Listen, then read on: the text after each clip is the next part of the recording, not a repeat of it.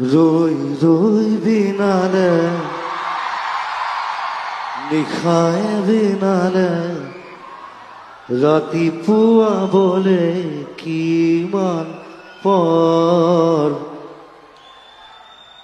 এইটো মই বনোৱা এটা one of the toughest songs. মই সেইকাৰণে আজিলৈকে ষ্টেজত গোৱা নাই আৰু এইবাৰ গাব লাগিব, কাৰণ গানটোৰ পৰা মই চিনেমালৈ গুচি গ'লোঁ।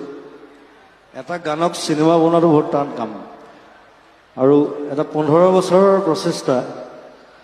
15 বছৰ আগতে মই ৰাজেশক কৈছিলোঁ যে মোৰ এনেকুৱা এটা ষ্টৰী আছে, খালি মই তাত ব্লাইণ্ড, এজন ব্লাইণ্ড ছিংগাৰ, তাৰ ষ্ট্ৰাগল, তাৰ লাইফ, তাৰ গান, আৰু মই ভাবোঁ যে এই গানটোত খুব মিলে সেই গোটেই কেৰেক্টাৰটোৰ লগত।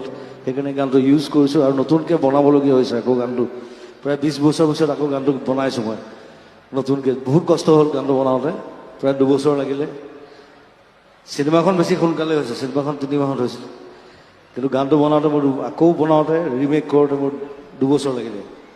চ' anyway it be a nice film আৰু অসমৰ প্ৰথম কমপ্লিটলি মিউজিকেল চিনেমা।